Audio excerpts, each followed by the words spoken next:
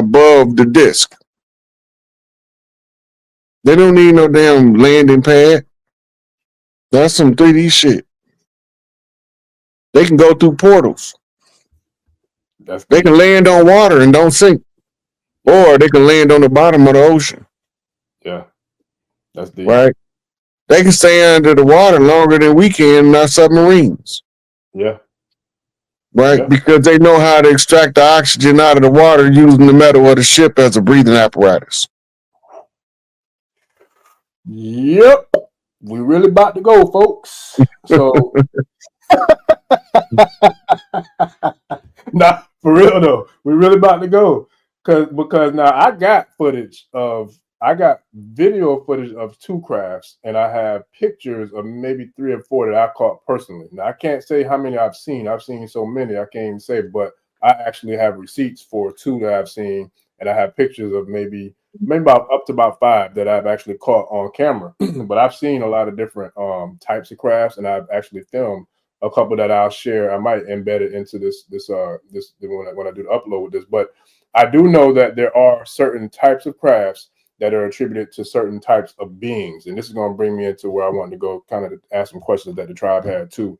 Now, okay, the distinction between who would be Inky's fleet of crafts and who would be Enlil's fleet of craft, kind of like the dirty Moors, you know what I'm saying, the black mobility versus, you know, the ones who are the righteous Moors. Inky is the commander of the Nibiru fleet now. And he is the next in line to hold Anu's seat. Anu is going to be promoted to the position of chairman of the Galactic Council. So Enlil is exiled. So the only thing left is to finish the process. What happens spiritually trickles down physically. When I talk about Inky and Enlil, I'm really just talking about frequencies of energy that deals with understanding how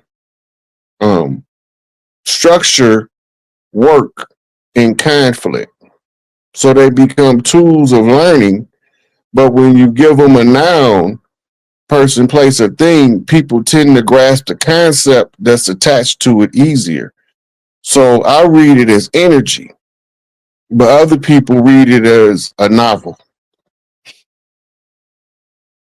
Got you. And that makes sense, because shout out to Arisha Stone. Had a dope conversation with him the other day too, man. We was talking about this today, actually off air, but we were talking about how the significance of knowing, like, about what's a good being or a good person, a good energy and entity versus what's a bad. Because I think a lot of times, especially now, a lot of us, especially us, because we've been through so much pain and trauma, you know, with racism and we lost trust in each other more than we did in other people. There you go. And that's where I wanted to tap into about how the significance of energy and frequency is, because it's not a skin thing now. Not at this point. It's way beyond that. Now it is strictly, you know, primarily a energetic frequency thing, especially when you talk about mama getting rid of the parasites and having her cycle and flushing all that foolishness out of here. So with that, how does that correlate to where we are in regards to how we're living our experience, like in regards to like the karmic, you know, attributes that come back and forth with what we do in regards to karma, our habits, whether we drinking and smoking and fucking all the time and not, you know what I'm saying, working on elevating our frequency. How does that tie into? Think about this. If you got anything you do, you're supposed to do. If you God, somebody can't tell you God and put restrictions on your God expression. Just because a person may have a vice, don't make him any less of a God. And just because a person is homeless, sleeping on Skid Row or under the subway, that don't make them any less God. They just pauper gods. And the pauper guys is the one that no longer want to play in the shenanigans of the charade because they see through the cracks in the game and they know what's going on, but everybody think they crazy. So rather than play the game and try to change everybody's mind, they just refuse to participate. And we call them homeless. Those are pauper guys.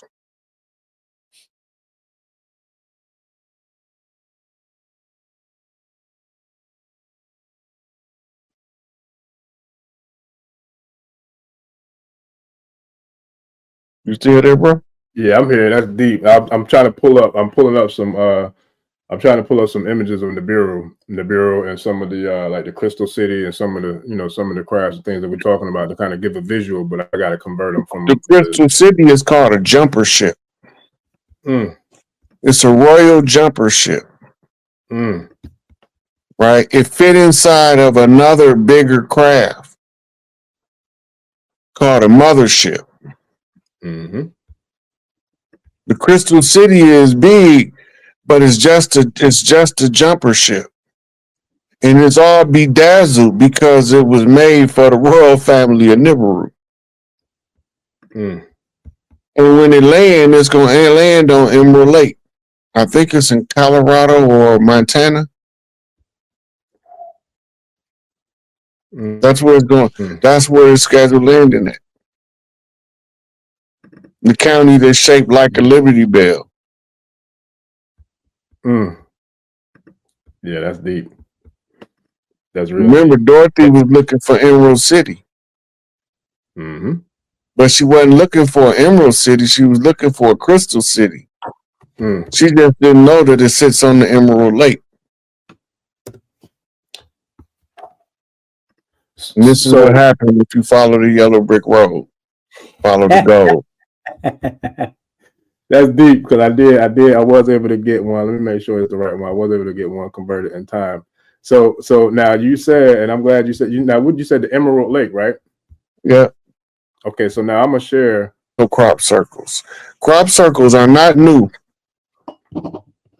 Before we had technology, we had crop circles. Mm-hmm. They just started reporting on them in what, the 90s? It wasn't that long ago. Not long ago at all. Yeah, but when you look in ancient texts, you see the symbols that the crop circles have in them, and they tell you what they mean. It's actually an ancient language that you can translate. Yep. But the oddity is nobody ever see a ship in the area. Mm-hmm. Right? But the stalks are not broke like something sat down on them or crushed them.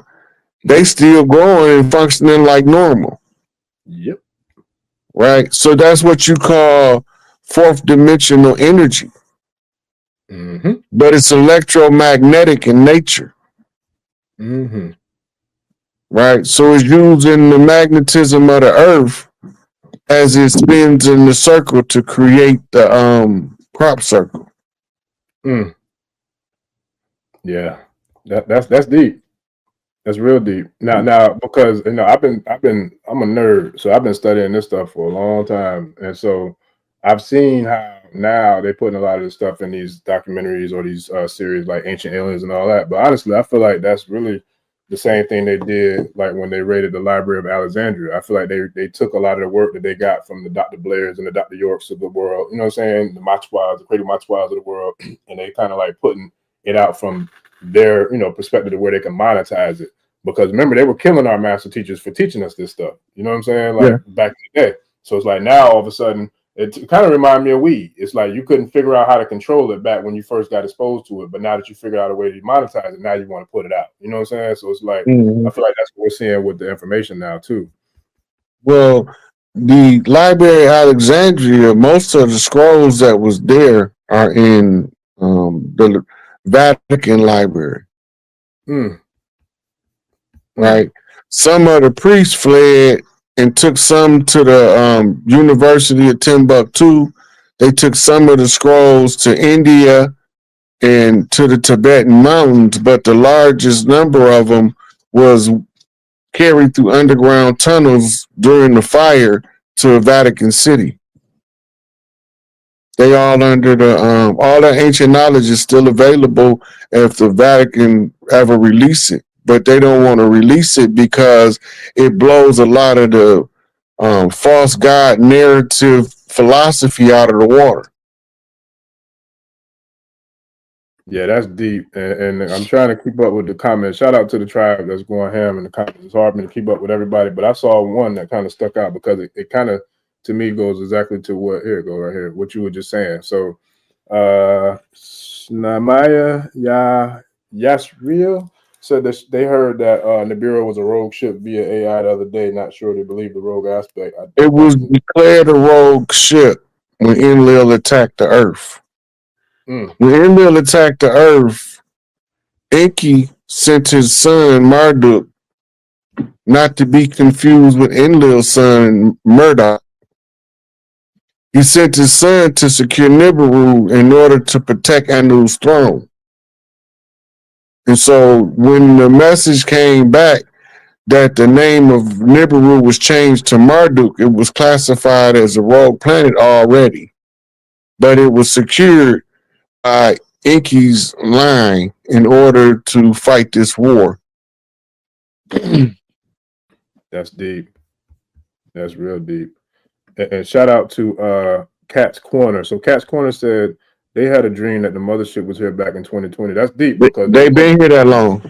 But remember me and you was talking the other day. I was telling you about my experience too. I had one back in, I want to say mine was probably like in the 20, I say between 09 and 011 when I had a dream similar. Like, I mean, it was dope. I actually seen a documentary where this lady was a contactee, and she had the real dream that I had. That was the most vivid dream I ever had. She had it unfold within her real life third dimensional reality, and she was breaking it down, and they showed a depiction of it. But I had one very similar that I was sharing with you, but mine was a dream. But I remember it was motherships flying through, and I'm talking about they were like cities, and they had the whole entourage, the whole convoy was here. They had the fleets, they had the scout ships that like the Four Winds, like they was doing something. They came and shut everything down. I'll never forget that dream because it's so real.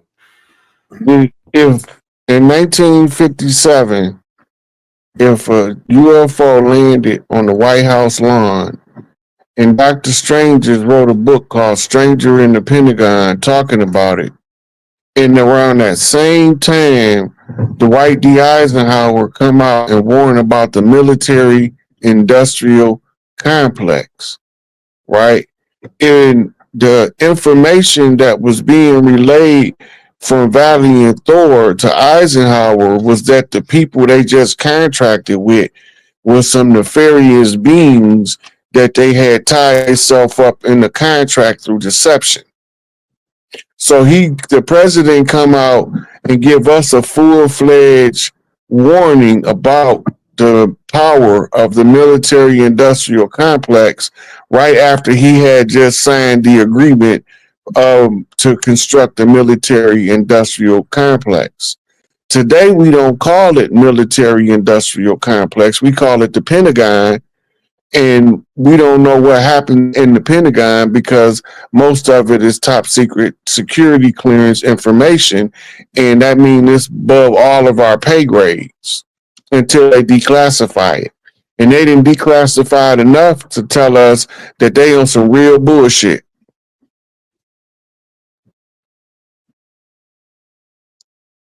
You can say that again, but guess what? They ain't declassified enough for me because I know exactly who you're talking about, what you're talking about, and why you're talking about it. We're talking about Valiant Thor, who was a Venusian, who was actually living in the Pentagon during that time in which you're talking about. He came here with his fleet. I believe it was 3 of them. It was him, and it was another Venusian dude, and it was a white lady. A lady. I can't remember her name. I can't remember their names, but I know exactly what you're talking about. And I got the pictures and the receipts, and I'll probably throw them up in the upload. But yeah. That's deep. And that's where a lot of this comes into play of what we're dealing with now. Is that correct? Yes. So when they warned us about that, the close of the age, in order for the age of Pisces to close, all contracts have to be closed. So they could only give them a contract that extends until the close of the age, which is determined by, this cycle is determined by the Mayan calendar. Right? The Mayan calendar is a sub-calendar to what we call the Yuga calendars of India. The Mayan calendar was to clock this cycle until its conclusion in 2012, and then we was supposed to begin cleaning up all of our earthly bullshit in order for the children that's coming in as indigo children, star children, crystal children to come in, and they supposed to take us to a whole nother level of civilization, but all of the grown folks want the spotlight and they want to suppress the child and abuse the child in order to keep the future from being prosperous and bountiful. Keep oppressing the children, you keep oppressing the future. So we have to first liberate the children. This is why everywhere you look, somebody fighting to end human trafficking. The only thing that's disturbing to me is it ain't enough people that's in high places being exposed for their involvement in the human trafficking yet. And that shit's starting to piss me off. Yeah, that's facts. And that's one of the things, that's one of my biggest pet peeves that really make me want to turn up and muck some people up is messing with children and elderly and women and people who are handicapped like that don't nothing burn my boundaries more than that and want to turn up and muck some folks up. But yeah, I feel like that's going to be taking its place in divine time to where the mothers are here and they doing what they do. So shout out to the EIME, the IJ, the Netchers, all the feminine forces are all, especially the IJ and the EIME are very powerful protectors of children. So all that foolishness it is what it is. I feel bad for them, but it is what it is. But we're gonna definitely do something about it. Now, man, we're going real deep. Okay, so when we talk about the ancient civilizations, another comment that I've seen that I wanted to kind of get your perspective on, it was from the last one we did, was in regards to the eldest civilizations, advanced civilizations. So with you, would it be the Anunnaki, the Sumerians, or was it some civilizations that even predate both of them? Atlantis is older than all that shit. When the Anunnaki came, we was already in Atlantis. They the ones broke the Atlantean matriarchy up. When Enlil attacked the earth, it was assault on the divine feminine, an attempt to overthrow the great mother from her throne. They just said, though she had some crazy ass boys like me that don't play that shit. I'm only pissed off they told me we had to educate ourselves about a condition we can't fuck nobody up.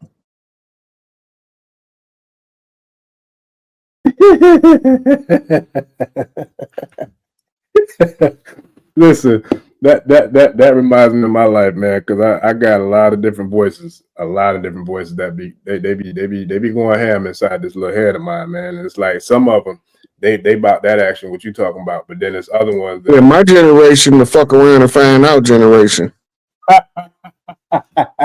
we not singing we shall overcome. We singing get the fuck out my way. Yes, sir, or I will smash your face in. Like, real talk, and that's real. And won't that's why they dropped that song. Get out the way, bitch. Move. Listen, I saw this clip. I don't know if you saw it, but when I saw it, I loved it. Cause I was like, boy, if he ain't say something there. But shout out to LL. I saw a clip with him like a year or two ago, and he was on, I don't know if it was a podcast, a radio interview, and they were talking about, shout out to Renetta the Goddess. Thank you. We appreciate you. He was saying how it's like, I'm not a nice guy, but I'm a good guy. You know what I'm saying? And what he said, he was like, because, as a nice guy, if you seen a dude, you know what I'm saying, running across the street to try to snatch an old lady purse, you know what I'm saying, he just watches that dude snatch her purse and run off, that's a nice guy. He said, a good guy, if I see that guy, I'm going to snatch him up and I'm going to cave his face in and I'm going to give it back to the He's like, that's a good guy. He said, so I'm not a nice guy, but I'm a good guy. So look, I'm working towards being a good guy because I don't think I'll ever be a nice guy. Nice means naive, easily to confuse. That part. I ain't trying to be nice. I tell people be kind, be courteous, respect everybody, but somebody disrespects you, send them to the cemetery. Quote Malcolm X, forevermore. Yeah, and shout out to the Honorable El Haj Malik El Shabazz, man. We got a big show coming up on the 19th, family. I'll be sharing that real soon once we get all the details and the flyers and everything laid out. But we got a big one coming on 19th in honor of the Honorable El Haj. But yeah, that's real. That's real. That's real talk. Yes, sir. Real talk. Now, when you talk about the inner earth, right? Which ones? Because I mentioned, I think me and Richard Stone was talking about either Shambhala or Agartha. I can't remember which one, but anyways, which one predates? Is it the civilizations that are attributed to the inner earth, which would be Shambhala, Tartaria, Agartha, or Lemuria, or Tatara, Agartha, in Shambhala or the Atlan Lemuria like civilizations? Which one of those are older and predate, or how do they kind of tie into each other? They was the same civilization at one point. Ah, We so used to communicate. We used to communicate with the people inside the earth. We talking about Shambhala and Agartha. mhm. Okay. Those people cut contact because the people on the surface was fighting a war against some people from the sky. So to secure Earth, they secured the inside. Their technology is advanced. Some of the UFOs you think coming from outer space is coming from inner Earth. That's facts. They are also part of the talks between the galactic councils on the resolution of the conflict on the surface of the Earth.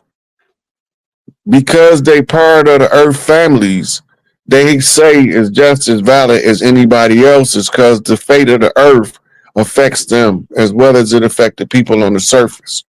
Yep, that's facts. And I've been saying that So for a long time.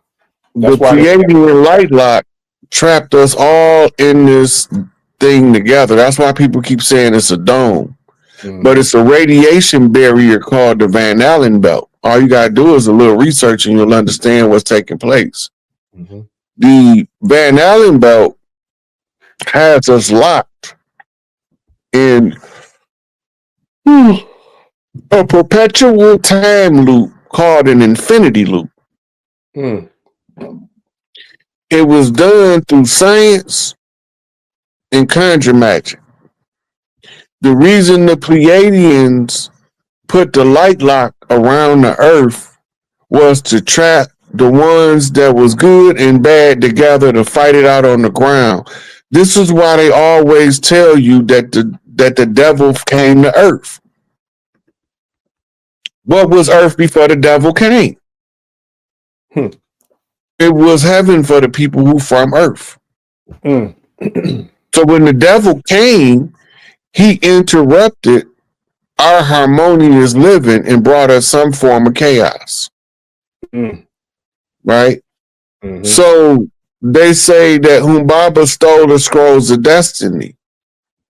The scrolls of destiny is the writing of the 26,000 year cycle. If you go back to your Nation of Islam teachings, the history is written in advance, and then we live it out in reverse. That's why when you breaking out of the infinity loops, everything you seen coming in, you're going to see it going out, but it's upside down and backwards in the mirror. So you might not recognize it until you got caught back in the loop. Sometimes you got to be in the loop several times. They call this, you don't learn your lesson the first time. Yeah. Right? You can't see your way out of the cycle that have you trapped in the loop. And that's why when your Sako Ma, if you realize what it is, your monkey mind, you can learn how to monkey flip your mind to see our deception.